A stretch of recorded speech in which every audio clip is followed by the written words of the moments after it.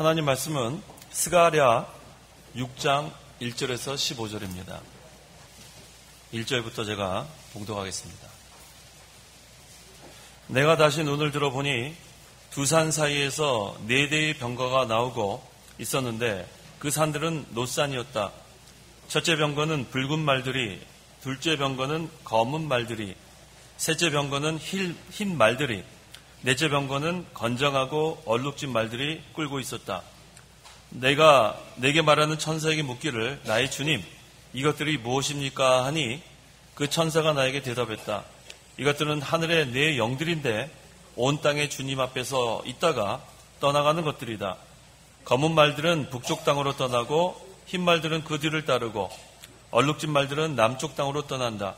그 건장한 말들이 나가서 땅을 두루 다니려고 할 때 그 천사가 말하기를 너희는 떠나 땅을 두루 돌아다녀라 하니 그 말들이 땅을 두루 돌아다녔다. 그 천사가 나에게 소리치며 말했다. 보아라, 북쪽 땅으로 나간 말들이 북쪽 땅에서 나의 영혼을 쉬게 하였다라고 하였다. 여호와의 말씀이 나에게 임하여 말씀하셨다. 너는 사로잡힌 자 중 헬데와 도비아와 여다야에게서 예물을 받아 그날 스바냐의 아들 요시아의 집으로 가거라. 그들이 바빌로니아에서 돌아와 그곳에 있다. 너는 은과 금을 받아서 왕관을 만들고 그것을 여호사닥의 아들 대제사장 여호수아의 머리에 씌우고 그에게 말하여라. 만군의 여호와께서 이렇게 말씀하신다. 보아라, 새싹이라고 불리는 사람이 자기 땅에 돋아나서 여호와의 성전을 건축할 것이다. 그가 여호와의 성전을 건축하고 영광도 얻고 그의 왕좌에 앉아서 다스릴 것이며 그의 왕좌에 제사장이 있을 것이니 그 둘 사이에 평화를 의논할 것이다. 그 왕관은 헬렘과 도비아와 여다야와 스바냐의 아들 헨을 기념하기 위하여 여호와의 성전에 둘 것이다. 먼 곳에 사는 사람들이 와서 여호와의 성전을 지을 것이니 그때 너희들은 만군의 여호와께서 나를 너희들에게 보내셨음을 알게 될 것이다. 너희가 여호와 너희 하나님의 말씀을 진심으로 순종하면 이 일이 이루어질 것이다. 15절까지 봉독했습니다. 본문은 스가랴 선지자에게 보여진 네 병거와 또 앞으로 오실 그리스도께서 영적 성전을 건축하실 것에 대해서 증거하고 있습니다. 그래서 그 12절 하반절에 새싹이라고 불리는 사람이 자기 땅에 돋아나서 여호와의 성전을 건축할 것이다 라고 했고, 또 스바냐 3장 8절 하반절에도 보아라, 이제 내가 나의 종 새싹을 보내겠다라고 했습니다. 그것을 구속사적으로 볼 때 새싹은 그리스도를 가리킵니다. 그래서 앞으로 오실 그리스도는 나무의 새싹과 같이 새 일을 하실 것이고 또 새 생명의 역사를 일으키실 것을 가리켜서 새싹이라 그랬습니다. 그래서 마침내 그 역사가 온 땅에 퍼지게 될 것이다. 그래서 그리스도께서 오셔서 참된 영적 성전을 건축할 것이라고 여기서 증거하고 있습니다. 그래서 이 시간 증거의 말씀의 제목은 네 병거와 영적 성전 건축. 네 대의 병거라고 그래야 되고요. 네 병거 또는 네 대의 병거와 영적 성전 건축이라는 제목으로 말씀을 증거하겠습니다. 1절에서 3절 읽어보십시오. 1절, 내가 다시 눈을 들어보니 두 산 사이에서 4대의 병거가 나오고 있었는데 그 산들은 놋산이었다. 첫째 병거는 붉은 말들을, 둘째 병거는 검은 말들이, 셋째 병거에는 흰 말들이, 넷째 병거는 건장하고 얼룩진 말들이 끌고 있었다. 예, 스가랴 선지자가 지금 눈을 들어서 보니까 4대의 병거가 두 산 사이에서 나왔다 그랬어요. 그 산들은 놋산이었다 그랬는데 이것은 뭘 가리키냐면 하나님께서 온 세상을 섭리하신다는 것을 보여주는 거예요. 모든 것이 다 하나님의 섭리 가운데 이루어지고 있는데 첫째 병거는 붉은 말들, 또 둘째 병거는 검은 말들, 셋째 병거는 흰 말들, 넷째 병거는 건장하고 얼룩진 말들이 끌고 있었다 그랬어요. 자, 그러면 첫째 병거, 이 붉은 말들이 끌고 있었다 그랬는데 이 붉은 말은 이 죄악을 가리키는 거예요. 죄악, 또 마귀 운동, 죄악과 마귀 운동을 가리키는데 항상 하나님의 복음 운동을 대적하는 것이 바로 이 마귀 운동입니다. 그래서 이것은 오늘날로 우리가 적용을 한다면 적기독국가, 얼마나 그 기독교인들을 핍박합니까? 지금도 잔인하게 처단하고 있어요. 또 적기독 운동, 기독 운동이 이루어지고 있는 반면에 그것을 반대하는 운동도 이루어지고 있습니다. 요한계시록 6장 4절. 4절. 그때 다른 붉은 말이 나왔는데 그 위에 탄 자에게 땅에서 평화를 제거하고 사람들로 서로 죽이게 하는 권세가 주어졌으며 또 큰 검이 주어졌다. 예, 참 이 성경은 오묘한 하나님의 말씀이에요. 성령의 감동으로 이것을 기록했기 때문에 스가랴서에서 지금 증거하고 있는 거나 요한계시록, 이 뭐 엄청난 그 시간적인 차이와 그건 뭐 서로 의논할 수도 없잖아요. 그런데 그 증거하는 그 말씀이 같다는 거예요. 이것이 성경은 하나의 말씀이 틀림없다는 것을 우리가 증거할 때 하나의 방법으로 사용하기도 합니다.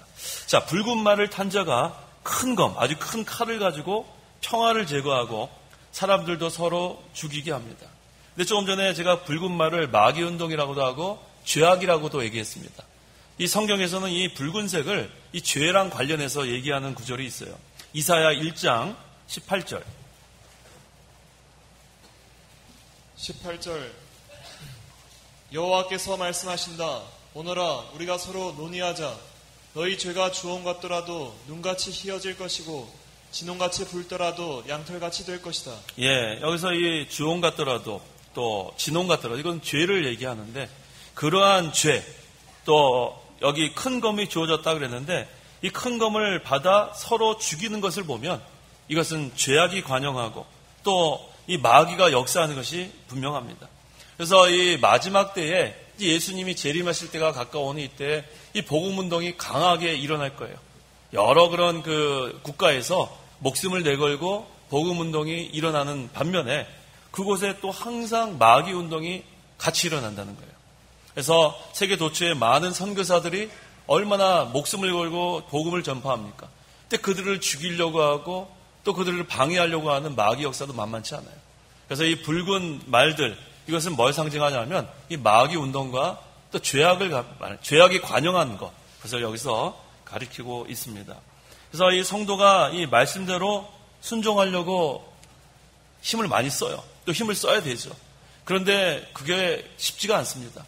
이제 또 정신을 차리고 깨어 기도도 좀 하려고 그러고 말씀을 좀 힘있게 순종하려고 그러면 마귀가 방해를 많이 해요. 그래서 이 은혜가 있는 곳에 항상 이런 역사가 있습니다. 또 은혜 생활을 좀 하려고 그러면 또 역사가 있고, 평안한 것 같으면 또 역사를 하고. 그래서 우리가 항상 정신을 차리고 이 마귀에게 이 마음이 격동되면 안 돼요. 항상 오늘도 그 증거한 대로 마귀가 속에 들어가가지고 그 제사장들과 성전 경비대장과 사두개인들을 격동한 거예요. 격분하게 하고. 그래서 항상 우리 마음을 항상 하나님께 향하고 성령의 인도를 받으려고 힘써야 합니다. 그렇지 않으면 마귀가 그 속에서 역사해서 격동시키고 또 우리 마음을 낙심하게 하고 완전히 힘 빠지게 하고 생명의 길을 걸어가지 못하도록 하는 그런 역사가 계속됐습니다. 그래서 이 마귀는 항상 우리 성도들을 낙심시키는 게 목적이에요. 이제는 할 수 없다. 이제는 상처를 받고 서로 다른 사람에게 또 상처를 받고 막 사람이 막 미워지고 저 사람 꼴도 보기 싫고, 이게 전부 다 마귀가 역사하는 건지 알고 항상 우리가 그 죄는 미워하지만 사람을 우리가 사랑해야 돼요. 용서해야 되고 우리가 그런 마음으로 믿음에 굳게 서서 나가고 또 우리 혼자 힘으로 안 되면 또 하나님께 기도하고 그래서 하나님을 의뢰하고 끝까지 우리는 화목할 수 있도록, 그래서 마귀가 역사하지 못하도록 힘써야 될 것입니다. 자, 둘째 병거는 검은 말들을 타고 왔다 그랬어요. 이 검은 말들은 우리 요한계시랑 또 연결해 보면 이거는 흑암을 가리키기도 하고 기근을 가리키기도 해요. 어두운 거, 그다음에 기근. 그래서 이런 붉은 말들 뒤에 이 마귀 역사가 일어나면 그 다음에는 검은 말이 나오는데 이것은 흑암이에요. 마귀가 역사하면은 거기는 흑암을 만나게 돼 있어요. 그래서 우리 마음이 마귀한테 빼앗기면 안 돼요. 늘 성령의 인도를 받고 우리 마음속에 은혜 생활을 하게 되면 마음이 진리가 우리를 비춰주시고 그리스도가 우리를 비춰주셔서 마음속에 환하게 영적 분별력도 생기고 그렇게 우리가 의의 길, 생명의 길을 걸어갈 수 있는데 이 마귀에게 이 마음이 빼앗기게 되면 그 다음부터는 흑암이 찾아옵니다. 그러면 영적으로 흑암을 만날 뿐만 아니라 이 생명의 꼴을 받아서 은혜 생활을 할 수가 없어요. 그래서 이것이 어떻게 돼요? 영적 기근으로 이어져요.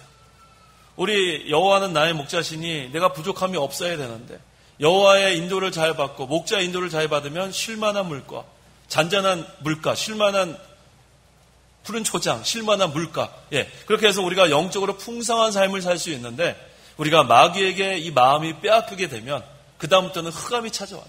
캄캄해져요. 그 다음에 생명의 말씀이 전파돼도 이것이 나에게는 영의 양식이 되지 않습니다. 그래서 이 붉은 말, 이 여기에서 지면 안 돼요.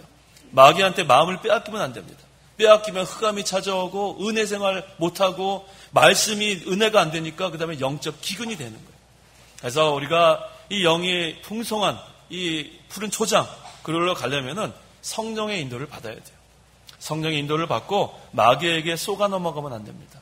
계속해서 미혹할 건데 항상 우리가 이 말씀을 사모하고 이 말씀 생명의 꼴을 생명으로 삼고 신령한 꼴을 생명으로 삼고 나가면 우리가 그걸 이겨나갈 수 있습니다. 그 다음에 따라오는 말이 뭐라고 그러냐면은 셋째 병거는 흰 말들을 타고 왔다 그랬어요. 붉은 말, 그 다음에는 검은 말, 그 다음에 흰 말. 자, 이제 우리가 흑암을 만났어요. 영적 기근을 만났어요. 그 마음이 공고합니다. 죽을 지경이에요. 그때 이 성도가 해야 될 것이 뭐냐면 회개예요. 그래서 이 흰 말들은 뭘 상징하냐면 회개와 복음 운동의 승리. 흑암 속에서 우리가 나올 수 있는 것, 영적 기근에서 벗어날 수 있는 길은 회개하는 길밖에 없어요. 아까 그 붉은 말이 죄악을 상징한다 그랬죠. 그 다음에 검은 말이 영적 기근, 또 흑암이라 그랬어요. 거기서 벗어나는 방법은 죄를 철저히 회개하는 방법밖에 없습니다. 그래서 때로는 하나님께서 우리가 너무나도 죄악된 세상 걸어가면 하나님 징계하실 때도 있어요. 사랑하는 자는 징계에서라도 바로 세우시는 하나님의 역사가 있습니다. 그래서 우리가 징계를 받게 되면 흑암을 만나게 되면 우리가 빨리 회개해야 돼요. 빨리 회개하고 하나님을 찾아야 합니다. 그 다음에 다시 복음운동에 참여해야 돼요. 그렇게 되면 하나님께서 용서해 주십니다. 하나님께서는 긍휼이 풍성하시기 때문에 죄를 회개하고 바로 서는 자는 용서하십니다. 그런다면 다시 우리가 협력해서 이 복음운동이 마침내 승리하는 그런 결과를 얻게 됩니다. 네 번째가 뭡니까? 건장하고 얼룩진 말을 타고 왔다 그랬어요. 항상 우리가 이 복음운동은 반드시 승리하는데 이 승리하는 과정이 있어요. 승리하는 과정에 여기 보니까 얼룩진 말 섞였다는 거죠. 그래서 이것을 타협주의 또는 혼합주의라고 우리가 상징합니다. 섞인 거예요. 그래서 이 복음운동은 이 진리대로 나가는 좁은 길인데 자꾸만 타협하려고 하는 또 혼합하려고 하는 것이 말세의 마지막 때. 물론 요한계시록에도 나오는데 제가 시간 관계상 스가랴만 가지고 합니다. 마지막 때는 이 혼합주의가 아주 강해요. 그 다음에 타협주의가 강합니다. 그래서 이 우리가 기독교 그 역사를 보면 항상 우리가 역사를 보면 현재 우리 거를 거울로 삼을 수가 있습니다. 그래서 이 영국에서 처음에 존 낙스가 이 장로교 교회를 시작하면서 그 다음에 이 청교도 신앙으로 좁은 길을 걸어가는 것이 하나님의 그 말씀의 길인 줄 알고 잘 세워져 나갔어요. 그런데 문제는 그 청교도들을 핍박하는 그런 세력이 너무 강했습니다. 그것이 바로 영국 국교예요. 앵글리칸 처치. 그러니까 이 영국 국교의 그 막강한 그런 힘으로 인해서 청교도들이 많이 순교당했어요. 그래서 영국에 가게 되면 그 순교자들의 그런 묘지가 있는 게 아니라 아예 큰 성이 있어요. 성. 도시에 가면은 성 자체가 전부 다 비석인데 다 청교도들이 목 잘린 그런 자들로 이렇게 한 곳을 우리가 관광지로 많이 다녀볼 수 있습니다. 그래서 이 청교도 이 신앙이 성경을 중심으로 하는 좋은 길인데 이것이 이제는 핍박을 당하니까 영국에서는 이제 흑암을 만나게 돼 있어요. 왜냐하면 청교도들이 그 배를 타고 미국으로 넘어가니까 영국에서 이제 국교가 장악을 합니다. 청교도들은 이제 신앙의 자유를 찾아서 떠나게 됐어요. 그래서 오늘날의 영국이 지금 흑암을 만난 그런 영국으로 볼 수밖에 없어요. 거기는 지금 기독교인이라고 볼 수 있는 사람이 한 3%밖에 되지 않는다 그래요. 우리보다 인구도 더 많은데 3%니까 얼마 안 됩니다. 그 다음에 거기는 지금 이슬람 세력이 장악하고 있고 거기는 지금 경제적으로나 군사적으로나 거의 쇠퇴의 길을 지금 걸어가고 있는 게 그 좁은 길, 진리의 길, 생명의 길을 떠나서 그냥 그 사람들 다 핍박하고 죽이니까 이것이 미국으로 넘어갔어요. 그래서 미국이 지금 역사가 그렇게 길지 않지만 거기는 상당한 발전이 있었어요. 신앙적으로도 또 경제적으로도 군사적으로도 대단한 그런 강국으로 그렇게 세워졌는데 미국 역시 이 좁은 길, 청교도의 신앙을 계속해서 걸어가야 되는데 그 길을 또 벗어나게 되니까 오늘날의 미국으로 또 점점 쇠퇴의 길을 걸어가고 있는 거예요. 이 역사가 우리를 보여주고 있습니다. 그래서 이 청교도 신앙이 미국에서 정착이 됐을 때는 미국을 당할 자가 없었어요. 근데 거기서 어떤 것이 들어왔냐면 자유주의가 거기서 점점 꽃을 피우게 된 겁니다. 자유주의는 오전 시간에도 증거한 것처럼 그건 기독교라 볼 수 없어요. 그 사람들은 완전히 다른 종교나 마찬가지예요. 여기는 뭐 예수님을 하나님으로 믿는 것도 아니고 십자가 부활을 믿는 것도 아니고 그저 도덕적인 그런 모습만 따라가는 그런 자들이기 때문에 그래서 이제 세워진 것이 근본주의예요. 펀더멘털리즘. 다시 성경으로 우리가 바로 서야 된다. 그래서 근본주의 5대 교리, 그것을 성경의 무호성으로 해가지고 5대 교리를 딱 세우고 이제는 성경 중심적으로 갔는데 문제는 이 근본주의도 좁은 길로 가는 것은 좋은데 문제는 이 성경에서 벗어나게 됐어요. 너무나 이 성경대로 가려고 하는 그런 마음은 있었지만 점점 모든 것을 다 자르다 보니까 너무나 이것이 분리주의로 이렇게 변질이 됩니다. 그래서 오늘날의 이 근본주의는 초기의 그 근본주의하고는 또 다릅니다. 처음에는 근본주의를 통해서 자유주의가 무너졌다기보다는 대적하고 그래서 좀 바로 세우려는 것이 있었는데 이제 이 근본주의도 오늘날은 힘을 잃게 되고 그래서 이제는 웨스트민스터 그레시안 메이천을 중심으로 개혁주의 그것이 거기서 시작이 됩니다. 처음에는 시작은 미약했어요. 근데 개혁주의는 바로 칼빈주의를 받아들였기 때문에 장로교고 개혁주의고 칼빈주의고 또 보수적으로 나가다 보니까 이것이 바로 성경적으로 가는 그러한 좁은 길로 세워지게 됩니다. 그래서 지금 오늘날에서 지금 우리가 따라가는 것이 바로 청교도 신앙을 중심으로 한 개혁주의, 칼빈주의, 보수주의가 된 거예요. 그래서 우리 계약신학대학원 대학교 거기 홈페이지에 들어가면 그 4가지가 써 있어요. 복음주의, 개혁주의, 칼빈주의, 잊어버렸는데요. 복음주의, 개혁주의, 칼빈주의, 보수주의. 예, 거기 4가지를 써요. 처음에는 근본주의를 썼었는데 그것을 빼고 거기다가 개혁주의를 넣었어요. 왜냐하면 오늘날의 이 근본주의는 초기 근본주의하고는 정신이 많이 벗어났기 때문에 그렇습니다. 그래서 우리가 지금 이렇게 세워나가는 진리, 이것은 분명한 뿌리가 있어야 돼요. 갑자기 어디서 태어나가지고 갑자기 사람들 모여가지고 뭐 법 만들고 이거 따라가고 그게 아니라 딱 이 성경을 중심으로 쭉 내려가는 그 정신이 있어야 되고 그 다음에 이 장로교, 개혁주의, 칼빈주의 정신대로 뚝 날아가야 되고 근데 우리 이 목사님이 또 지금까지 세우신 진리는 여기에 딱 적합해요. 또 목사님 강에서는 청교도 우리 학자들이 해석한 거랑 흡사해요. 그래서 저는 강해서를 읽으면서 깜짝깜짝 놀랄 때가 많아요. 존 웨인이 쓴 그런 주석이나 목사님 주석이나 다를 게 없어요. 그래서 제가 우리 신학생들한테 강해서를 가지고 설교하라 그래요. 강해서를 저도 물론 강해서를 가지고 설교합니다. 그것이 얼마나 우리에게 귀한 남겨진 유산인지 몰라요. 근데 그걸 모르고 이 귀한 걸 모르고 강해서대로 하면 설교 못한다고 얘기하는 어리석은 자들이 우리 교단에도 있다는 거예요. 얼마나 어리석은 말이에요. 그건 강해서가 뭔지도 깨닫지도 못한 사람이 뭐 다 그랬다는 게 아니라 그런 몇몇이 있다 그래요. 저 그런 얘기를 듣고 참 한탄했어요. 제대로 이것을 공부해보지도 않고 이 얼마나 귀한 것을 그걸 보배를 갖다 집어 던지는 거랑 똑같아요. 돼지한테 진주를 주면 아무 소용이 없는 건 마찬가지예요. 그래서 우리 성도님들도 강해서를 많이 읽으세요.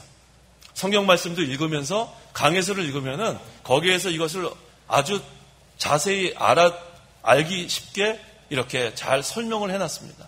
그래서 우리가 항상 뿌리가 있어야 돼요. 신앙의 뿌리가 있어야 되지 갑자기 어디서 나오는 게 아니에요. 갑자기 자기가 뭐 깨달아가지고 책을 만들고 그렇게 하는 게 아니에요.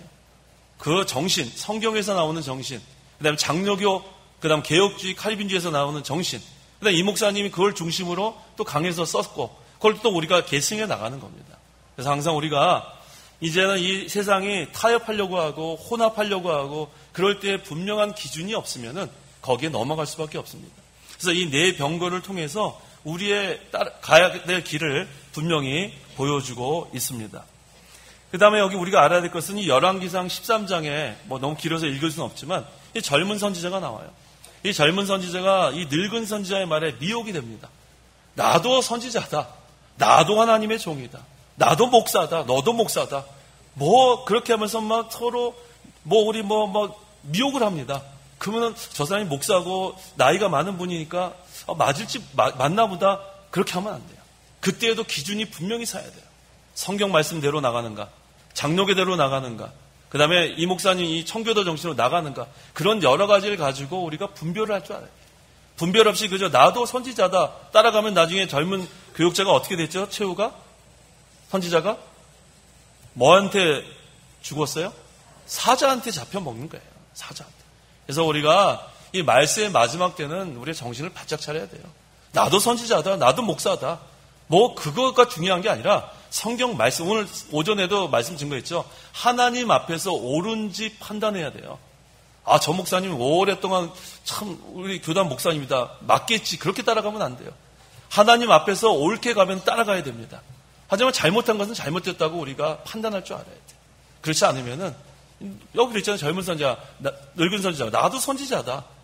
오늘날 우리가 이 말세에는 정신을 바짝 차려야 돼요. 주님 오실 날이 가까웠기 때문에 정신 차리지 않으면요, 미혹될 수 있습니다. 그래서 항상 우리가 이 인본주의나 세속주의나 이 혼합주의나 타협주의나 이런 것들 우리가 따라가면 안 되고, 항상 자기를 부인하고 십자가를 쥐고 좁은 길을 걸어가며 말씀을 붙들고 나가야 돼요. 그래야 우리가 아까 흰말 회개와 복음운동 승리라 그랬죠. 우리의 잘못한 것은 철저하게 죄를 회개하고, 우리가 다 잘한 것이 아니에요. 항상 나의 들보를 찾아 회개하고, 그 다음에는 바로 서려고 힘쓰고, 그 다음에 복음운동 끝까지 좁은 길로 걸어 나가야 최후 승리, 하나님께서 반드시 이기게 해주시는 겁니다. 4절에서 5절 읽어보십시오. 4절, 내가 내게 말하는 천사에게 묻기를 나의 주님, 이것들이 무엇입니까 하니 그 천사가 나에게 대답했다.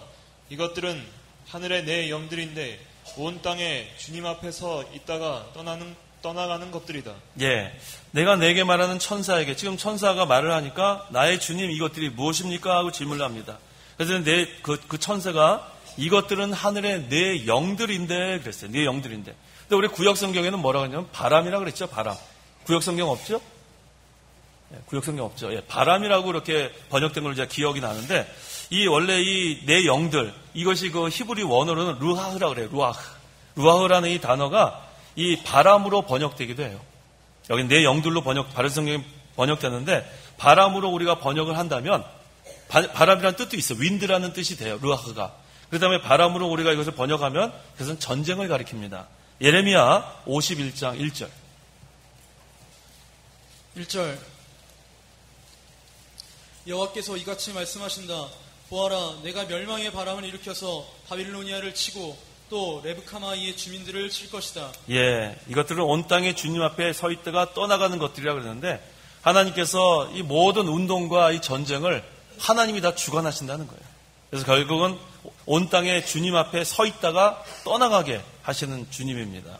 6절, 검은 말들은 북쪽 땅으로 떠나고 흰 말들은 그 뒤를 따르고 얼룩진 말들은 남쪽 땅으로 떠난다 그랬어요. 자, 아까 이 검은 말들은 뭐를 상징한다 그랬어요? 흑암과 기근이라 그랬어요. 그래서 죄악이 있는 곳에는 흑암이 있고 또 거기는 기근의 심판이 따라갑니다. 그런데 그 뒤에 어떤 말이 따르냐 하면 흰 말들이 따른다 그랬어요. 흰 말들은 뭘 상징해요? 회개와 복음운동. 그래서 이제는 그 흑암 뒤에는 우리가 죄를 찾아 회개하고 다시 바로 서고, 그 다음에 하나의 복음 운동이 계속 따라가는 거예요. 그래서 그 다음에는 이 북쪽으로는 두 마리 가고 또 남쪽으로는 얼룩진 말이 간다 그랬는데, 이게 만약에 교회가 혼합주의로 가게 되면 이처럼 세속화돼서 세상으로 나가게 되는 것을 상징하는 거예요. 그래서 항상 우리는 회개하고 어떻게 하든지 복음 운동 바로 세워나가야지, 이 얼룩진 말들처럼 혼합되고 타협돼서 세상으로 나가게 되면 안 되는 것을 여기서 증거합니다. 7절. 그 건장한 말들이 나가서 땅을 두루 다니려고 할 때 그 천사가 말하기를 너희는 떠나 땅을 두루 돌아다니라 하니 그 말들이 땅을 두루 돌아다녔다. 예, 이처럼 그 건장한 말들 힘이 있어요.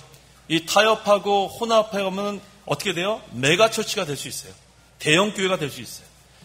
대형 교회가 되기는 타협주의와 혼합주의 없이 되기 쉽지 않아요. 우리가 항상 그 진리로 바로 서려 하면은 그렇게 많은 몇만 명이 되는 게 쉬운 일이 아닙니다. 분명히 거기에는 타협하거나 혼합이 되고 세상에다 문을 열어놓고 그렇게 넓게 해두지 않고서는 그렇게 갈 수가 없어요. 그래서 이 메가처치가 꼭 좋은 것만은 아니에요. 그래서 우리 미국에 OPC라는 그 교단이 있어요. 그 웨스트민스터 처음에 그레시엄 메이천이 그 웨스트민스터 신학교를 시작할 때에 그 교단이 OPC예요. Orthodox Presbyterian Church. 그러니까 오소독스. 한국말로 뭐라고 하는지 모르겠는데 그 OPC가 항상 주장하는 게 뭐냐면 이 교회가 너무나 교인의 숫자가 많은가 그거를 항상 모니터를 했어요. 그래서 어떻게 했냐면은 이 교회가 한 500명쯤 된다. 그러면은 그 정도 사이즈에서는 괜찮은데 한 1000명이 된다. 2000명이 된다. 몇천 명이 된다. 그러면 거기서 조사팀이 파견해요. 너 혹시 혼합해서 타협하고 나가지 않느냐. 그 정도를 철저하게 나가는 교단이 있어요. 그래서 항상 우리가 사람이 많다고 몇만 명 된다고 그거 메가처치 그것을 부러워할 것이 아니라 우리는 적은 수라도 이 진리의 길, 좁은 길로 가는가 그렇게 우리가 거기다가 초점을 맞춰야 된다는 거예요. 그 OPC의 정신이 바로 그런 겁니다. 그래서 항상 우리는 그런 좁은 길로 가야지만 거기는 생명의 길이라는 거예요. 많은 그런 사람의 숫자보다도 좁은 길, 생명의 길, 진리의 길을 걸어가라는 것. 이것이 성경에서 우리에게 증거하고 있는 겁니다. 그러나 8절 그 천사가 나에게 소리치며 말했다. 보아라 북쪽 땅으로 나간 말들이 북쪽 땅에서 나의 영혼을 쉬게 하였다라고 했다. 아까 그 건장하고 얼룩진 말은 남쪽으로 갔다 그랬어요. 세상은 세속화됐다 그랬어요. 그런데 아까 검은 말들과 그 다음에 흰 말들은 북쪽으로 갔다 그랬어요. 이건 뭘 의미하냐 하면 이 흑암과 죄악에 속한 자를 우리는 징벌해야 돼요. 이것은 우리가 따라가면 안 돼요. 철저하게 이것은 용납하면 안 돼요. 그런 다음에 우리는 회개와 복음운동을 계속해 나가야 된다는 거예요.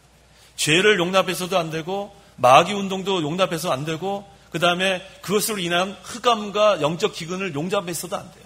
그건 전부 다 죄랑 관계가 되기 때문에 죄에 대해서는 철저하게 우리가 징벌하고 그 다음에 우리 스스로는 죄에 대해서 철저하게 회개하고 복음운동을 계속해서 하게 되면 그 8절 하반절에 뭐라 그랬어요? 나의 영혼을 쉬게 하였다 그랬어요. 그래야 영혼의 안식을 누리게 되는 거예요. 우리가 건장하고 그 얼룩진 말처럼 세상과 혼합하고 세속화되고 넓은 길로 가면은 거기에 안식이 있는 것이 아니라 검은 말과 하고 그 다음에 흰 말이 따라간 것처럼 그런 흑암과 그런 영적 기근 그것이 다 죄로부터 오는 거라 그랬죠. 그걸 철저하게 징벌하고 그거는 제거하고 그 다음에 우리 스스로는 죄를 철저하게 회개하고 복음운동을 계속해서 우리가 해나가면 나의 영혼을 쉬게 하였다. 거기에 참된 평안이 있는 거예요. 왜냐하면 거기에 하나님 나라가 이루어지기 때문에 의와 평강과 기쁨이 있는 하나님 나라는 철저한 회개 그까지 복음운동 해나가는 그곳에 이루어지는 거예요. 그래서 우리가 항상 이 영혼의 안식 그것은 다른 데서 누리는 것이 아니에요. 죄에 대해서는 철저하게 우리가 잘못됐던 것을 회개하고 그다음에 끝까지 말씀을 붙들고 나가는 곳에 우리에게 참된 평강이 안식이 임하는 겁니다. 그다음에 9절에서 12절 9절 여호와의 말씀이 나에게 임하여 말씀하셨다. 너는 사로잡힌 자 중 헬데와 도비야와 여다야에게서 예물을 받아 그날 스바냐의 아들 요시아의 집으로 가거라. 그들이 바빌로니아에서 돌아와 그곳에 있다. 너는 은과 금을 받아서 왕관을 만들고 그것을 여호사닥의 아들 대제사장 여호수아의 머리에 씌우고 그에게 말하여라. 만군의 여호와께서 이렇게 말씀하신다. 보아라, 새싹이라 불리는 사람이 자기 땅에 돋아나서 여호와의 성전을 건축할 것이다. 예, 이 유다 백성이 바벨론으로 포로 잡혀갔어요. 근데 거기서 돌아오지 못하고 남은 백성들이 좀 있었습니다. 그런데 들리는 소문에 의하니까 유다 땅에 성전이 건축된다는 거예요. 그 소문을 듣고 이제는 어떻게 해요? 은과 금을 모읍니다. 그 다음에 대표 누구 나오죠? 세 사람? 헬데와 도비야와 여다야. 이 세 사람을 거기서 택한 다음에 그 편으로 예루살렘으로 보냅니다. 연보한 거죠. 성전 건축하는데 보태라. 그래서 이렇게 연보를 보냈는데 이제 하나님은 그 은과 금을 성전 짓는 데 사용하지 않으시고 은과 금을 취하여 면류관을 만듭니다. 근데 그거를 누구한테 씌우라 그랬어요? 여호수아의 머리에 씌우라 그랬어요. 그 은과 금을 성전 건축하는 데 사용하지 않고 오히려 그것을 취해서 면류관을 만들어요. 근데 그것을 여호수아의 머리에 씌우라고 합니다. 근데 여기서 이 여호수아는 누구를 상징하냐면 그리스도를 상징해요. 그래서 그리스도께서 오셔서 참된 영적 성전을 건축할 것을 여기서 보여주는 거예요. 직접 거기서 건축하는데 그걸 사용하는 것이 아니라 그것을 면류관을 만들어가지고 여호수아의 머리에 씌우는 것은 그것을 여기서 예표하는 거예요. 장차 그리스도께서 오셔서 참된 영적 성전을 건축하고 영광을 얻게 될 것을 여기서 보여주겠는 거예요. 이거 구속사적인 해석입니다. 그래서 이 기드온의 용사들이 그 미디안, 그 바다의 모래와 같은 그 미디안 그가의 전쟁에서도 항상 중요한 게 뭐였는가 한번 보겠습니다. 사사기 7장 18절. 누구를 위하여 싸웠는가가 여기 증거되고 있습니다. 18절. 나와 나를 따르는 자가 다 나팔을 불거든 너희도 그 진 사방에서 나팔을 불며 여호와를 위하여 기드온을 위하여라고 외쳐라 하였다. 네, 여호와를 위하여 전쟁한 거예요. 여호와를 위하여 횃불을 높이 든 것처럼 우리는 진리를 세워 나가야 돼요. 횃불이 빛이 않아요. 빛. 진리의 빛을 우리가 세워 나가는 거예요. 그래야 자기도 살아요. 자기도 살아요. 자기도 살고 진리도 세워지고 자기 영혼도 자라나고 생명의 역사가 계속되고 그 다음에 우리 이 질그릇과 같은 자기는 깨지고 이 안에 있는 복음은 전파되고 그러니까 나도 살고 다른 사람도 살리는 거예요. 이게 얼마나 중요한지 모릅니다. 자기는 깨지고 그 안에 있던 보배가 나타나고 그는 흥하고 나는 쇠하고 그게 바로 우리가 나아갈 길이에요. 진리의 횃불을 들고 나가야 돼요. 그 다음에 나팔을 불며 뭐라고 외쳐요? 누구를 위하여?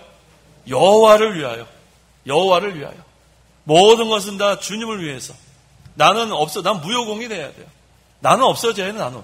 내가 뭐 많은 일을 했다고 해도 그거는 다 하나님께만 영광 돌리고 자기는 물러나는 거예요. 자기는 없어지는 거예요. 자기는 쇠하는 거예요. 자기는 낮아지는 거예요. 세례 요한은 광야에 외치는 자의 소리라 그랬어요. 소리의 사명은 없어지는 거예요. 메시지는 그대로 남습니다. 근데 자기는 없어져야 돼요. 자기가 남으려고 하면 거기서부터 문제가 생기는 거예요. 자기는 다 내려놔야 돼요. 자기는 다 아무것도 아닌 것으로 인정하고 낮아지고 없어지고 쇠해지고 그러면 누구만 위해져요? 하나님만 위해지는 거예요. 하나님만. 그게 바로 우리가 일생 동안 나아갈 길이에요. 자기가 나타나면 자기 이름도 없어져야 돼요. 자기 이름도 없어지고 다 없어지고 여호와의 이름만. 모든 것이 다 하나님의 은혜다. 사도 바울이 그랬죠. 나의 나된 것은 하나님의 은혜라 그랬어요. 하나님의 은혜로 된 것이다.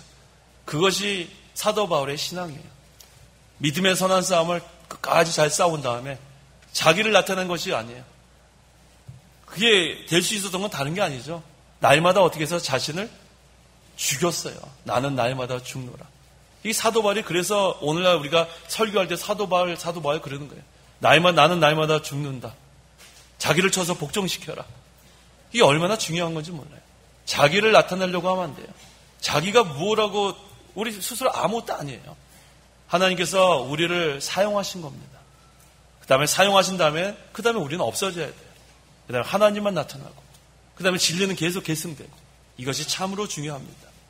그래서 여기서 오늘날 교회에서 이 진리로 생명을 삼고 믿음으로 말씀을 순종해서 하나님의 인도를 받으면 그래야 영적 성전이 건축되어지는 거예요.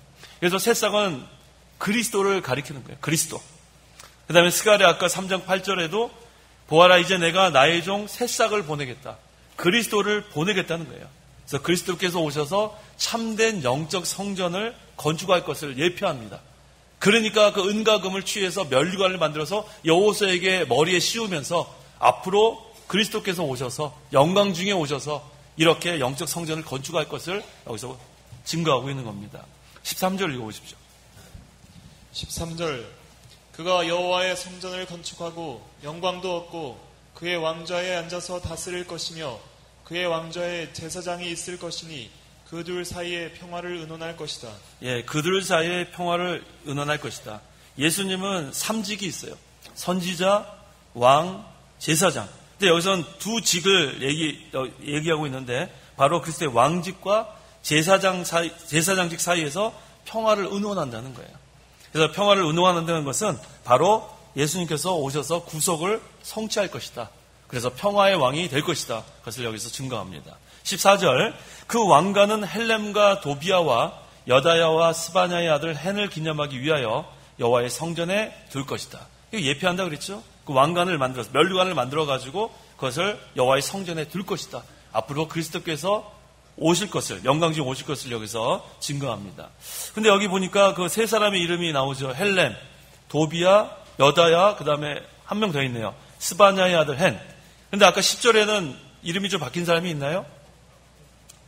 누가 바뀌었어요? 헬데. 바뀌었네요. 헬렘이 헬데가 되고, 도비왕 그대로 되고, 여다야. 그 다음에 스바냐 아들도 바뀌었어요? 아까는 헨이었는데 14절, 10절. 요시아로 바뀌었죠? 예. 이건 다 동일한 사람들이에요.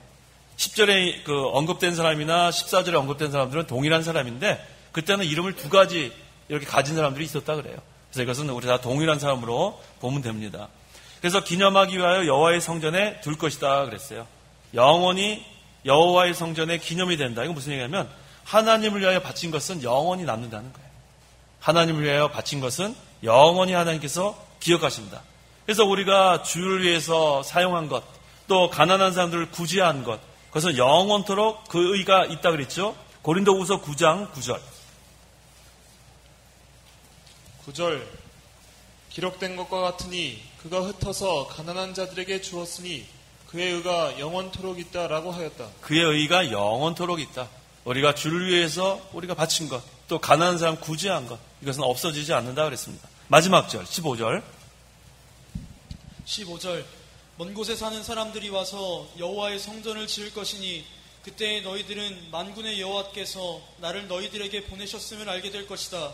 너희가 여호와 너희 하나님의 말씀을 진심으로 순종하면 이 일이 이루어질 것이다. 예, 이 신약 시대에 그리스도로 말미암아 이방 사람들이 많이 돌아와서 그리스도를 믿고 하나님의 영적 성전이 건축될 것을 가리키는 거예요.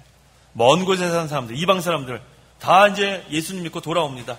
그래서 함께 영적 성전을 지어나가는 거예요. 유대인이나 헬라인이나 차별이 없어요. 다 이제는 예수 믿는 사람들은 다 새 언약 백성이 되어서 함께 여호와의 성전을 지어나갑니다. 자, 이제 우리가 할 것은 여호와를 위해서 영적 성전을 지어나가는 거예요. 그래서 하나님의 말씀을 잘 순종하고 아까 우리 그 말씀처럼 이제 우리는 이 죄에 대해서는 철저하게 징벌하고 제거하고 그다음에 우리의 죄는 더 철저히 회개하고 복음운동을 계속해 나가면 최후 승리를 얻게 되는 거예요. 그래서 우리가 하는 것이 아니라 그리스도께서 항상 영적 성전을 지으러 오셨기 때문에 그리스도를 우리가 따라가고 순종하고 능력을 힘입으면 하나님께서 기뻐하시는 그러한 귀한 영적 성전이 지어져 나갈 것입니다. 기도하시기 바랍니다. 기도하겠습니다. 하나님의 은혜를 참으로 감사합니다. 오늘 이 4대의 병거와 영적 성전 건축에 대해서 우리에게 깨닫게 해주시니 참으로 감사합니다. 이 말씀의 마지막 때가 되어서 이제는 죄악이 관영하고 이 마귀가 어찌하든지 복음운동을 대적하고 방해하는 것이 점점 심해지는 때가 되었습니다. 그래서 우리가 흑암을 만나게 되고 영적으로 기근을 당하게 될지라도 항상 우리가 우리의 죄를 다 주님께 회개하고 죄를 용납하지 아니하고 끝까지 복음운동에 힘쓰고 나아가면 하나님의 능력으로 반드시 승리한다고 배웠습니다. 하나님 아버지, 우리가 끝까지 혼합되지 아니하고 타협하지 아니하고 세속화되지 아니하고 하나님의 이 진리를 끝까지 세울 수 있도록 하나님께서 능력으로 역사하여 주시옵소서.